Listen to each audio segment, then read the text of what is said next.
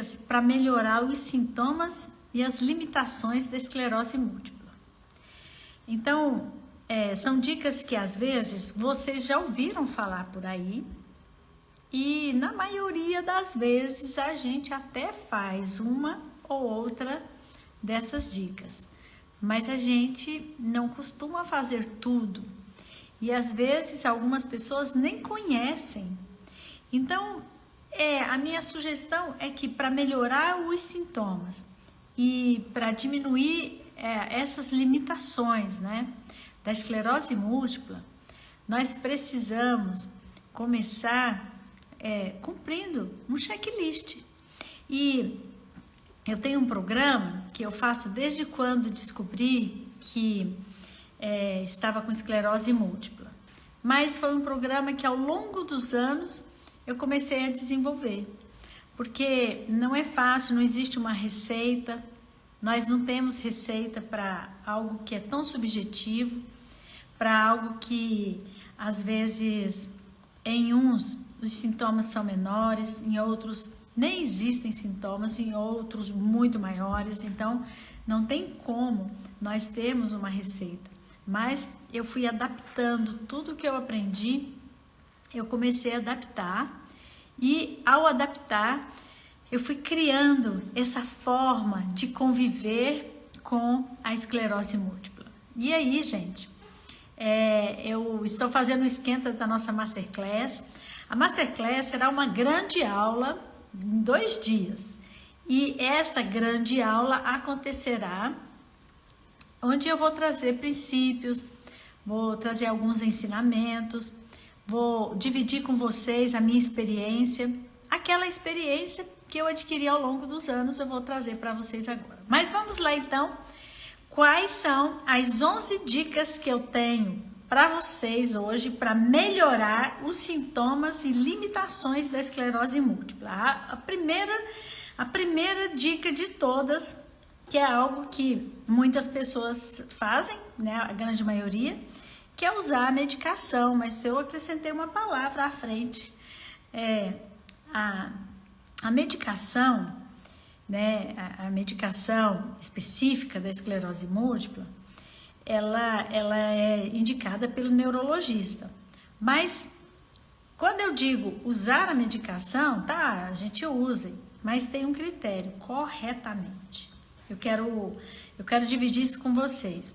O dia, horário, se é uma medicação que tem o dia certo, então é importante que eu não deixe isso, sabe, se misturar com outros horários, né, que eu não tenha outras prioridades, que a medicação seja a nossa prioridade. Então, essa é a minha primeira dica para vocês, usar a medicação corretamente. A outra segunda dica para você melhorar os sintomas e as limitações da esclerose múltipla é algo que eu comecei a falar na live de ontem, naquelas 6 dicas que eu dei, mas eu comecei a falar sobre isso e hoje ela está aqui, como sendo uma dica principal. Qual é? Disciplina.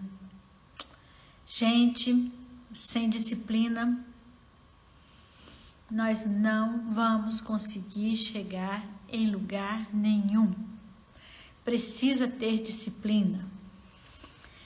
Oi, Vilma. Professora linda, que saudades. Aluna linda, ex-aluna linda, que saudades. Obrigada, viu? Então, a segunda dica é sobre a disciplina. Tenha disciplina. Olha, o que é disciplina? É você fazer o que precisa ser feito. Você definiu suas prioridades de ontem? Ontem, a live de ontem trouxe as prioridades e essa era uma das tarefas. Era definir as prioridades da sua vida. E a partir daí, a gente precisa, definir das prioridades, precisa ter disciplina. Seja disciplina com sono, seja disciplina com exercícios físicos, seja disciplina com alimentação. Porque tudo isso é um conjunto, né, de ações que vão te dar sucesso mais à frente. Então, não adianta eu ser muito rígido só com um item e os outros ficarem. E a disciplina, ela passa muitas vezes por a gente ter que superar algumas questões até relacionadas com o nosso cansaço, sabe? A gente respeita o corpo, a gente respeita os nossos limites, mas nós também precisamos ter aquilo que, não, hoje eu estou cansado. Muitas vezes, que é a minha experiência, por muitas vezes eu encontrava-me muito cansada mesmo. Mas eu me lembro que, mesmo muito cansada, por causa daquele compromisso que eu tinha comigo, com o meu corpo, eu acabava começando a fazer aqueles itens, né, do meu dia a dia. E olha, no meio dos exercícios, no meio da atividade, seja o que for, eu já mudava o meu humor, já mudava a minha forma de entender, de compreender. Então isso é muito, muito importante. Então, a segunda dica para vocês é: tenha disciplina. A terceira dica é: descanse bastante. Mas aí as pessoas pensam que é o seguinte: é para descansar? Então nós vamos descansar. Então eu vou ficar aqui vendo TV o tempo todo. Não é esse descanso que eu estou falando. Eu estou falando do descanso que nos remete à ideia de sono. Descansar bastante significa você dormir as horas que são importantes para o seu descanso, para a sua recuperação, né? Então, quando nós falamos de descansar bastante, também tem uma diferença entre pessoas, é muito individual. Algumas pessoas, elas só descansam bem se dormirem 8 horas, outras 10 horas, e outras descansam bem dormindo 6. Então, precisa ser o nosso limite. Esse é o meu limite, é assim que eu me sinto bem. E como é que eu sei que é o meu limite? Tem uma dica muito boa para, se você estiver achando que não sabe a hora, né? Quantas horas de descanso suficiente. A hora suficiente é aquela em que você dormiu e acordou sem sono. Então, se acordou, você não tem mais sono? Então, poxa, esse total de horas que você dormiu foi exatamente o total de horas que você precisa todos os dias. Então, descansar significa isso. E muitas vezes o descansar envolve a disciplina, né, gente? Porque às vezes tem uma coisa boa na TV, às vezes tem uma coisa assim, às vezes nem TV, né? A gente não vê muito TV, mas na internet, e aí com esse negócio de celular na mão e tudo, às vezes a gente deixa um pouco a disciplina. E se descansar bastante for uma prioridade, e ela é a terceira dica que eu estou dando para você hoje, então a gente precisa colocar isso, né, no caderninho, colocar um despertador, algo para lembrar a gente, para a gente não furar o nosso planejamento.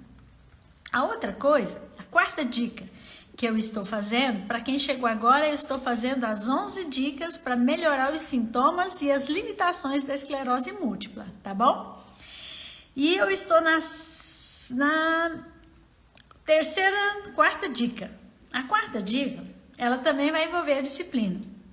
Eu descanso bastante, mas não é ficar o dia todo sentado. Descansar significa dormir. Descansar, ter noite de sono, horário completo. E a outra dica, a quarta dica, são exercícios físicos. Pratique exercícios físicos. Mas o que é o exercício físico, né? O exercício físico, para cada um, é um exercício. Não tem como eu falar para você: olha, você vai caminhar todos os dias e você tem que fazer não sei quantos exercícios assim, vai na musculação e tal. Olha, tem pessoas que não fazem nada. Então, para ela começar o processo de cura diária, né? Para ela melhorar os sintomas da doença, ela precisa primeiro começar. E como é que eu começo? Olha, nós vamos começar primeiro pela forma que você pode começar e pela forma, principalmente, por aquilo que você gosta. Porque você fazer uma atividade física que você não gosta é muito ruim, vira obrigação. Então você se perde e você enjoa e aquilo fica, né, insuportável. Então comece por aquilo que é possível. E eu sempre falo, tem 3 coisas que tem que ser possíveis. Olha, tem 3 coisas que eu tenho que escolher. O exercício, há possibilidade de fazer esse? Ok. Eu gosto? Ok. E eu consigo fazer qual tempo? Porque o tempo, ele também é decisivo. As pessoas acham que tem que começar fazendo 1 hora, como todo mundo. Não, eu comecei fazendo os primeiros passos. Vocês que me acompanham sabem, eu faço mais de uma atividade física, porque hoje o meu corpo precisa de mais de uma. Então, eu faço os exercícios de self-healing, eu faço pilates, eu caminho. Tem dia que o meu corpo aguenta fazer os 3, tem dia que o meu corpo aguenta fazer só 1. Às vezes o tempo, mas eu não posso, às vezes, deixar de fazer por causa do tempo, né? Mas pelo menos uma eu faço. Então, é de acordo com com aquela rotina que a gente passa a criar e que a gente tem que ter. E isso faz parte da disciplina. Então, se você decidir que essa é uma prioridade, então vamos colocar isso dentro da nossa disciplina. Como? Todos os dias pela manhã, eu vou fazer minha atividade física, todos os dias pela manhã eu vou na musculação. E assim, as atividades físicas, geralmente quando você vai fazer tem uma orientação de algum profissional, isso é muito importante, tem acompanhamento. Então, depende muito. Quando eu falo de exercício físico, talvez você que esteja aí na cadeira de rodas e você que esteja com andador, você esteja pensando, a Leila não está falando para mim, eu estou falando para você também. Vocês podem ver que em lives anteriores que eu fiz com profissionais muito gabaritados nessa área, eles falavam da gente fazer relaxamento, da gente fazer atividade de alongamentos, tem mobilizações que mesmo sendo cadeirante é importante fazer. Não é porque você está na cadeira, você não é cadeirante, você está cadeirante. Você pode muito bem levantar daí. Você pode muito bem, daqui a pouco, estar treinando os seus passos, muito bem estar caminhando sem cansaço. E sem falar que a atividade física também vai melhorar a questão da fadiga, porque parece 2 limites, algo que eu falei outro dia, mas eu gosto muito de falar isso, porque a fadiga, depois da depressão e ansiedade, que envolve a saúde mental da pessoa com esclerose, a fadiga é um dos sintomas mais comuns. Na verdade, é um dos sintomas que alcança ali quase 90% dos portadores de esclerose têm fadiga. E a fadiga, às vezes, ela impossibilita a gente de fazer as atividades físicas, na grande maioria. Mas, às vezes, a minha intensidade de fadiga hoje não é tão grande como será amanhã ou como foi ontem. Então, eu preciso dosar isso. A minha fadiga hoje dá para eu fazer 15 minutos. A minha fadiga de hoje dá para eu fazer meia hora. Então, e aí você vai dosando isso. É que vocês precisam entender que à medida que você faz os exercícios, sejam eles 10 minutos, 20 minutos, 30, 1 hora, sejam quais forem, à medida que você faz os exercícios, você também fortalece a sua musculatura e prepara ela para dar uma resposta melhor em relação à fadiga. Então, o que eu quero dizer com isso? Eu quero dizer que quando eu começo a fazer atividade física, eu posso até sentir a fadiga, mas com o tempo você pode até registrar isso, viu? Eu costumo trabalhar com agenda, quem já fez curso comigo sabe, quem já esteve comigo em tratamento sabe que eu tenho agenda e que eu sempre coloco ali a minha prioridade do mês. E aí nessa prioridade do mês eu vou trabalhar com aquele tempo com aquilo que eu estipulei, mas com o tempo que o meu corpo aceita. Então, às vezes eu chego, né, eu tô animada hoje e faço 1 hora de pilates. No outro dia, às vezes, eu consigo fazer 30 minutos porque eu tô muito cansada. Então, a gente precisa perceber isso, sentir o que o corpo da gente está falando, porque ele fala. E ao sentir isso, eu começo a fazer as dosagens de tempo e de tipo de atividade. Tem dia que eu não quero fazer nada, mas eu quero dar uma caminhada, porque faz bem para a saúde mental, então eu vou e faço. O que não pode, gente, é ficar parado.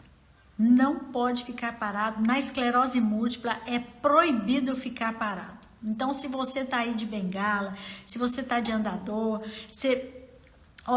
quem tem andador e quem tem bengala, quanto mais você parado for ficar, maior dependência você estará da bengala, do andador. Então, a mesma coisa na cadeira de rodas, tá?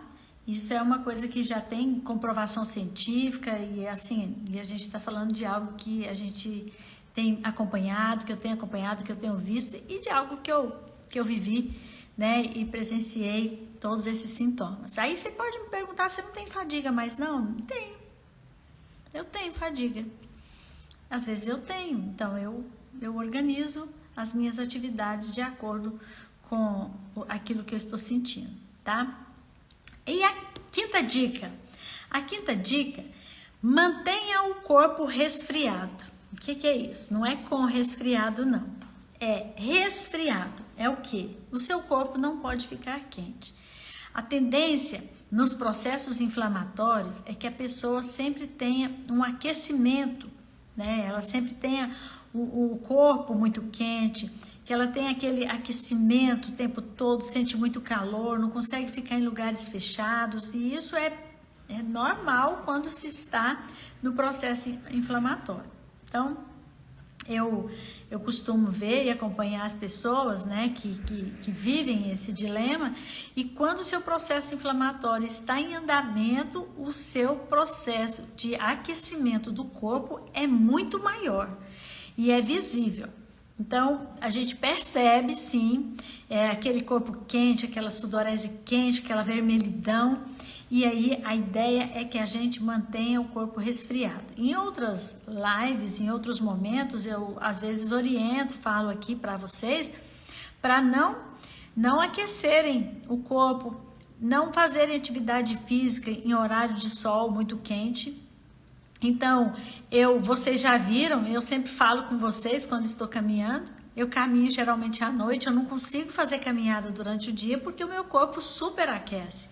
E eu sei que o superaquecimento, ele aumenta ainda mais os processos inflamatórios. E a bainha de mielina lá, vai ficar uma inflamação enorme e com certeza eu vou ter um prejuízo maior. Então, a minha sugestão, manter o corpo resfriado significa você escolher os lugares mais frios possíveis. Eu me lembro, tem uma companheira minha aqui, do tempo que eu tinha muito calor, que eu esquentava muito, era forma sobrenatural, meu processo inflamatório muito, muito grande, e eu às vezes queria sair, o único lugar que tinha para eu sair era o shopping. Minha companheira tá aí, minha companheira de shopping da época, a Gleides está aí, eu vi entrando agora mesmo. A gente passeava no shopping, porque o shopping tem ar-condicionado. E eu fiquei muitos anos desejando, poxa, eu queria andar nas ruas da cidade, queria andar no período vespertino, mas isso é impossível, porque eu aqueço, fico muito quente, né, muito rapidamente. Então, é isso que eu queria dizer. Atividade física em locais mais refrigerados. Hoje as academias, se você for fazer pilates, academia, ou se você for fazer yoga, seja lá o que você for fazer. Hoje os ambientes, eles são resfriados, eles têm ar, né? E escolha, sabe, gente? A gente pode escolher um lugar que vai dar certo, que é um lugar que dá uma resposta boa pra gente, né? Então, os exercícios físicos é aquele que você vai começar lá no início um pouquinho, vai escolher o que você gosta e de preferência que não esquente o seu corpo, tá bom?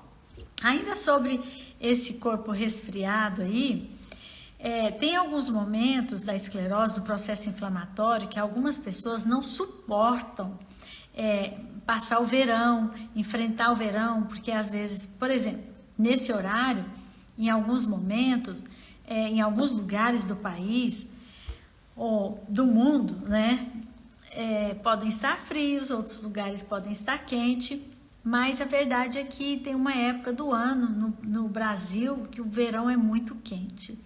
E a gente é insuportável, às vezes eu deixo para fazer atividade física por volta de 12 horas, por volta de 21 horas, por volta de 22, porque não tem como fazer antes. E continua quente. Para esses casos, e se o processo inflamatório estiver muito grande, a indicação é que você procure uma atividade física paralela que refresque o seu corpo. Qual? Atividade na água. Atividade na água, ela dá um frescor, ela dá um alívio, ela tonifica os seus músculos, ela ajuda com que você fortaleça a musculatura e que você não fique parado. Porque muitas vezes no verão a nossa dificuldade é porque qualquer coisa que nós vamos fazer há um superaquecimento do corpo. Não diferente do inverno. No inverno nós também temos outro problema em relação ao corpo resfriado. No inverno a gente quer usar muita blusa, muita coberta, tomar banho quentinho. Mas banho quentinho não pode. Banho quentinho com processo inflamatório em andamento não pode. Precisaria ser um banho gelado.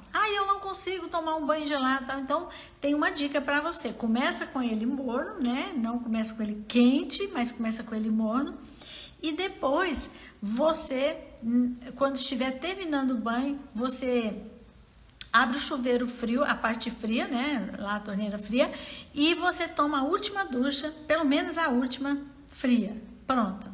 Aí você já deu uma resfriada, você não fica com aquele calor todo, tá? Então, essa é uma dica importante para a gente manter o corpo resfriado.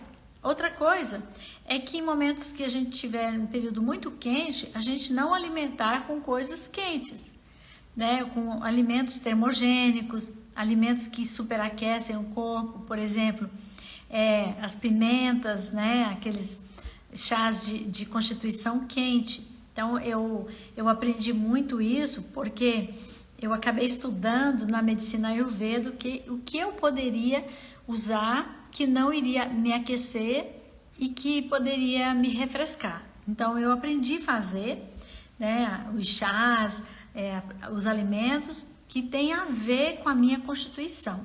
E qualquer hora a gente vai falar sobre isso. Na Masterclass eu vou falar sobre isso, tá? Sobre a medicina Ayurveda.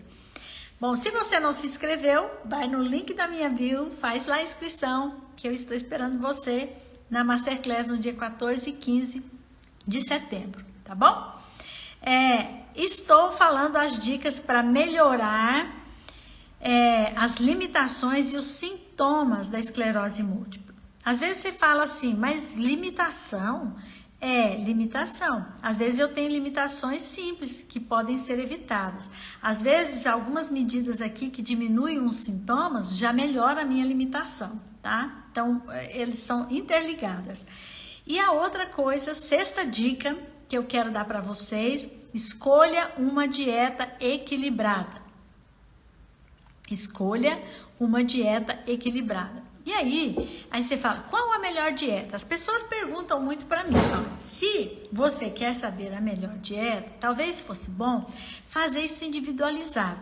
Só para vocês terem uma ideia, na medicina indiana, as dietas, elas são assim, elas acontecem, elas são montadas, estruturadas para aquele biotipo, para chama dosha, tá? Mas é o biotipo que a pessoa tem. Ou seja, nem tudo que faz bem para mim pode fazer bem para você e vice-versa. Tem alimentos que são ruins para uma constituição física e para outras não.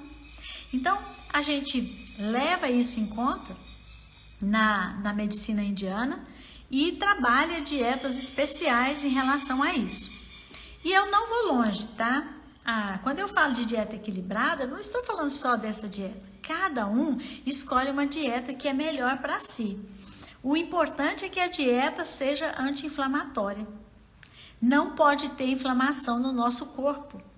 Então, se a dieta for anti-inflamatória, aí nós vamos conseguir resultados bons. E aí, gente, pode ser a dieta que for. Agora, é importante que seja acompanhado por alguém, por um profissional, né? Eu trouxe aqui nas lives, eu sempre trago a doutora Rávila, ela me ajuda a equilibrar a dieta, me ajuda a controlar, e eu vou na Rávila, mas eu sigo os meus princípios da medicina indiana.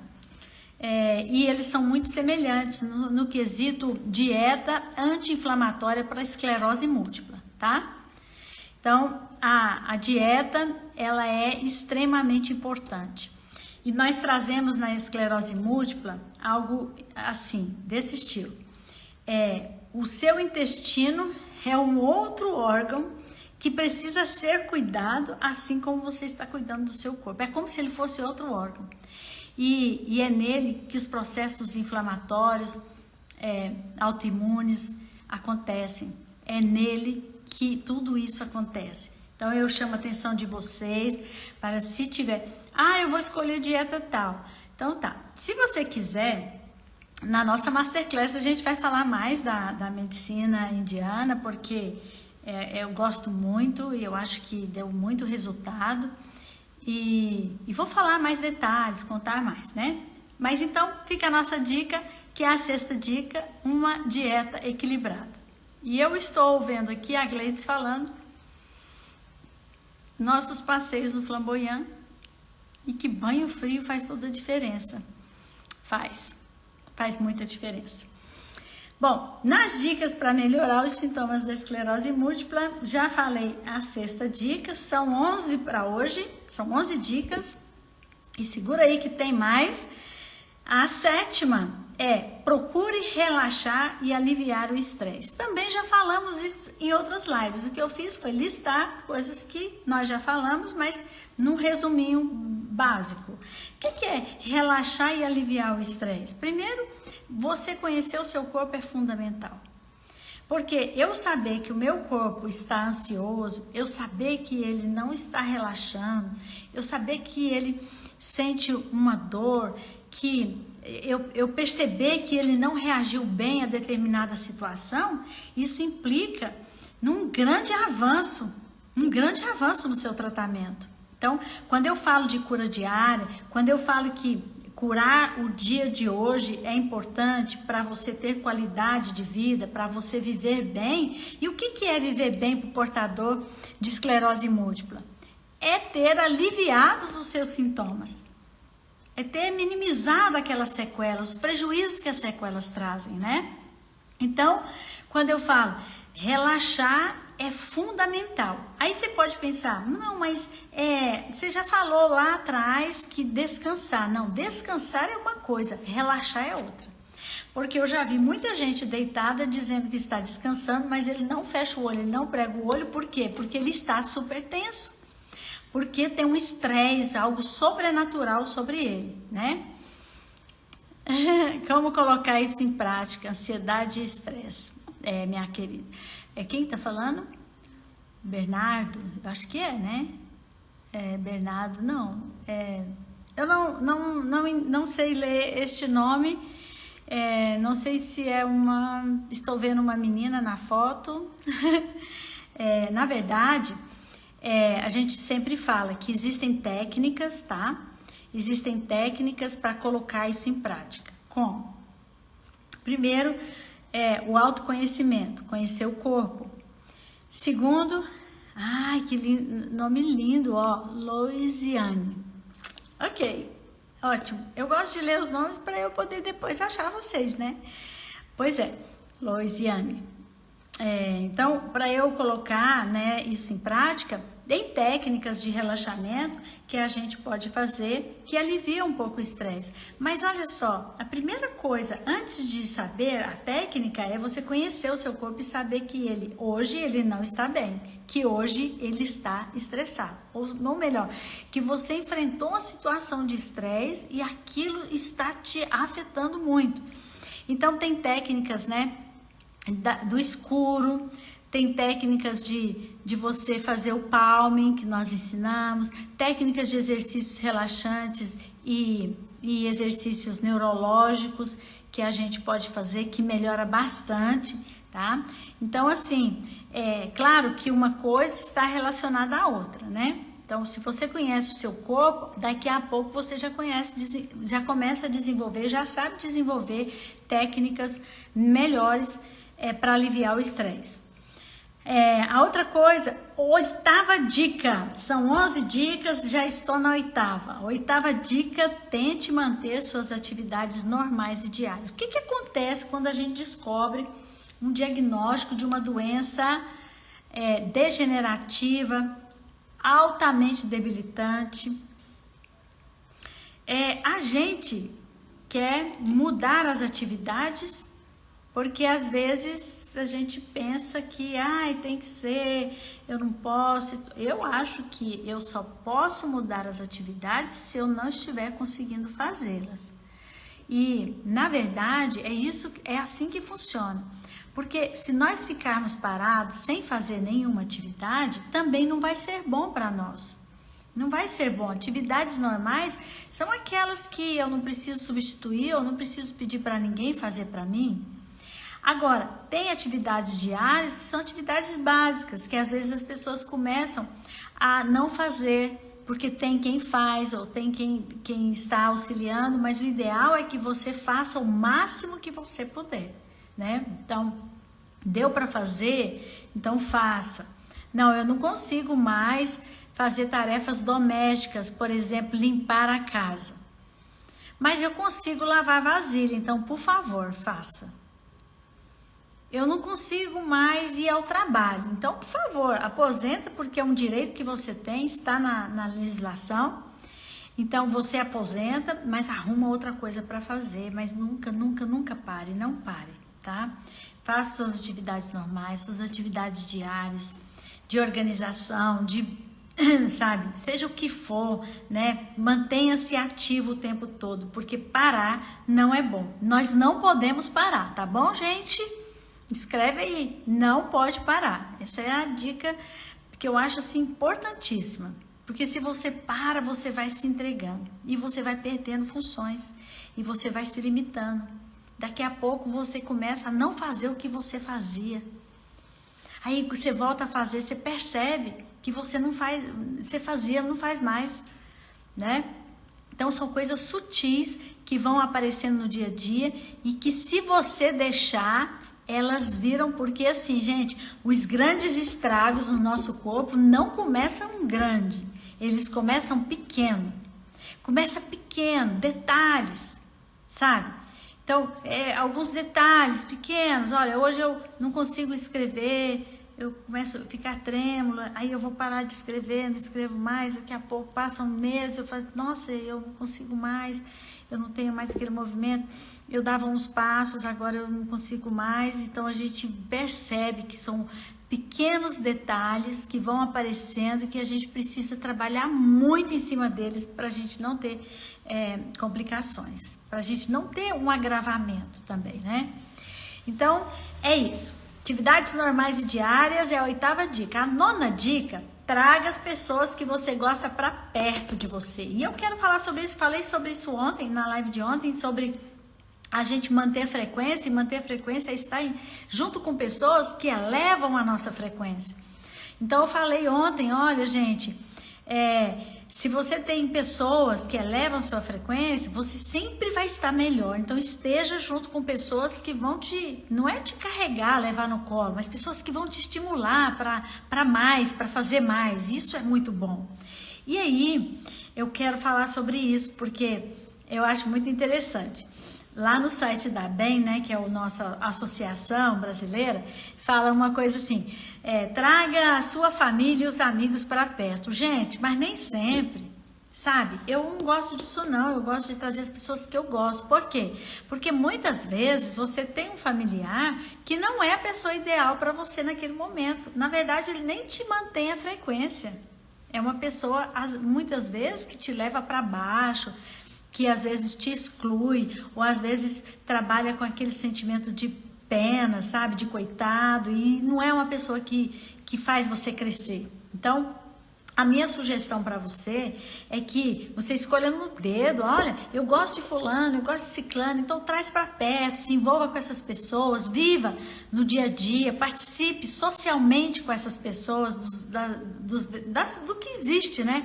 Eu não estou falando, gente, que a família não contribui, a família contribui sim, e é muito importante que as pessoas tenham familiares para apoiá-las. Mas nem sempre, não é a situação de todos. Não são todos que têm. Então, se não tem, traga as pessoas que você gosta.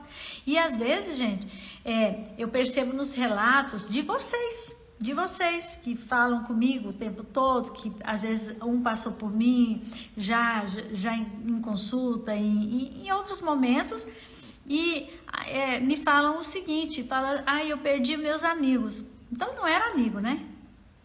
Você perdeu? Você perdeu um amigo porque você tem esclerose múltipla? Então não era amigo, né? Era só um parceiro de balada. Sei lá. Porque se era amigo, esse amigo está com você hoje. É um amigo que está do seu lado, que te acompanha, que vai no dia da pulsoterapia, que vai no dia da consulta, que está do seu lado. Então, eu quero dizer para você que as pessoas que você tem que trazer para perto são essas pessoas que te acompanham, que te fazem bem e que te elevam a sua, né, o seu ânimo, que deixa você mais animado e que te estimula. Coisa horrível viver perto de alguém que não estimula a gente. Concorda? Eu gosto de gente que me leva para cima. E eu também não deixo ninguém perto de mim ficar para baixo. Isso é importante, tá? 9ª dica, quase chegando ao final, nós temos 11 dicas para melhorar os seus sintomas e suas limitações. A 9ª dica, a 10ª dica, né? A 9ª eu já dei, que é a pessoa trazer as pessoas que gostam, que você gosta. A 10ª dica, mantenha seus hobbies antigos e encontre alguns novos. Eu encontro muita gente falando, eu nem hobby tinha, eu nem sei, eu não tinha hobby. Então, criatura, foi por isso que você pegou que começou a desenvolver esclerose múltipla. Pegou não, porque não tem como pegar, né? Mas foi por isso que você começou a desenvolver uma doença assim, autoimune. Você não tinha hobby, você não tinha lazer, você não tinha atividades que te davam prazer. Então, está aí o grande empecilho para você, talvez, ter uma cura diária. Então, eu quero falar com você que hobbies, coisas que você gosta de fazer, mantê-los é muito importante. Agora, as descobertas, elas muitas vezes nos animam, nos rejuvenesce, né? Nos leva para cima. Então, às vezes, tem coisas que você nunca havia interessado, mas que agora elas podem entrar no seu dia a dia, elas podem fazer parte do seu dia a dia. E aí, seria você procurar hobbies diferentes. Procurar lazer, procurar coisas que você gosta, que dão prazer, né? E eu acho que a gente tem muito por aí, viu? Tem muita coisa por aí. Então, vale a pena investir. E a 11ª dica, 11ª dica, que é a última dica para você manter e melhorar os seus sintomas e melhorar as suas limitações na esclerose múltipla. Qual é? Participe de grupos de suporte e ajuda. Gente, isso aqui não é aquele grupo de amigos que eu acabei de falar. Isso aqui não é você participar da atividade física. Não é. Isso aqui não é você fazer as atividades normais diárias. Não, isso aqui é outra coisa. Isso aqui são aqueles grupos que trabalham com a mesma intenção. São grupos que trabalham levando você para o mesmo objetivo. Nós temos uma intenção aqui, nós temos um grupo, nós somos pessoas que vivem com esclerose múltipla e nós gostaríamos de desenvolver, né, nosso corpo, nosso intelecto, ter uma saúde mental melhor. Então, nós poderíamos fazer um grupo no suporte. E esse grupo de suporte, e alguns lugares chamam grupo de ajuda, é aquele que as pessoas dividem as experiências, né? Não divide só coisa boa não, viu, gente? Divide coisa ruim também. Porque às vezes a experiência que eu tenho, que eu penso que ela é muito ruim, que eu sou uma pobre, infeliz, fui escolhida para ser, eu encontro no grupo, às vezes, pessoas que estão piores que eu. Eu encontro pessoas que estão muito piores. E aí é a hora que a gente precisa entender o grupo de ajuda, ele é para uns aos outros. Nós vamos o tempo todo ajudar uns aos outros, né? E esse grupo ele vai de diversas formas. Olha, como é que eu conheço grupos de atividade física, né? Já trabalhei isso muito tempo.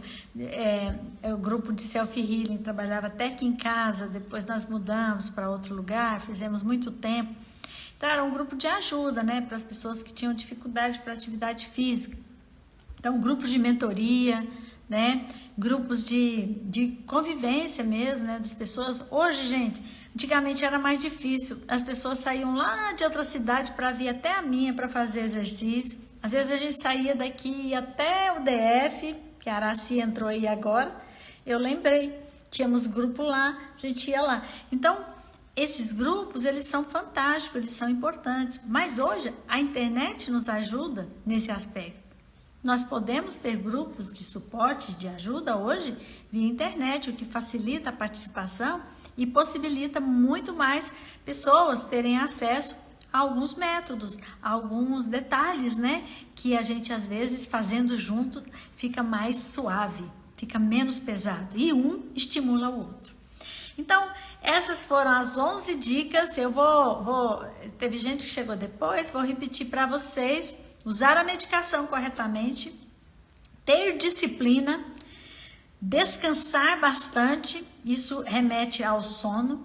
Quarta dica, fazer exercícios físicos, manter o corpo resfriado, ou seja, gelado, sem aquecimento. Sexta dica, escolha uma dieta equilibrada, aquela que for melhor para você. Sétima dica, procure relaxar e aliviar o seu estresse de alguma forma, com autoconhecimento, você chega lá. Oitava dica, tente manter as suas atividades normais e diárias, só deixe se for impossível fazer. Nona dica, traga as pessoas que você gosta para perto de si, afaste quem te faz mal, mas traga para perto de si, tá? E a 10ª dica, mantenha os seus hobbies antigos e encontre novos que vão te possibilitar um crescimento. 11ª dica, participe de grupos de suporte ou grupos de ajuda. E para fechar, a frase de hoje, que eu estou fazendo frase agora para vocês ficarem refletindo aí. Não queira resultado antes do tempo. Primeiro, faça o que precisa ser feito e seja feliz durante o processo. O que eu quero dizer com essa nossa frase? Eu quero dizer que muitas pessoas, elas ficam esperando alguma coisa acontecer para dizer que vai ficar feliz, que será feliz. Eu vou ser feliz quando eu tiver isso. Vou ser feliz quando eu conseguir caminhar. Vou ser feliz quando eu puder fazer isso sozinho. Não, ser feliz é um dever nosso durante o processo, porque se não houver felicidade durante o processo, você não chega a lugar nenhum. Você vai chegar com tédio, com muita raiva, com muita ansiedade, sua saúde mental vai ficar horrível. Então, a minha frase de hoje é para dizer o seguinte, olha, primeiro, não queira resultado antes de você fazer o que precisa ser feito. Então, não queira antes do tempo, tem tempo para tudo. Agora, mas vai demorar, tá bom, vai demorar. E aí vem o segundo conselho da frase, seja feliz agora durante o processo, porque é sendo feliz que você começa a realizar as coisas que você precisa realizar, e você começa a realizar com prazer, com alegria, tá bom? Então, as minhas dicas de hoje, e se vocês quiserem uma tarefinha, se você não escreveu para a Masterclass no dia 14 e 15, sobe aí no link da minha bio, clica lá, inscreva-se e entra no nosso grupo de WhatsApp, que a gente vai mantendo as informações. Esse é o esquenta para a nossa Masterclass. É o dia em que eu vou contar para vocês, vou passar para vocês todo o meu processo de autocura e as coisas que eu fiz, que eu tentei, que eu ajudei, e vou um pouco ensinar na medida do possível, né? 2 dias só não dá, mas eu vou fazer um passo a passo para vocês saberem por onde eu comecei, tá bom? Então essas são as dicas de hoje.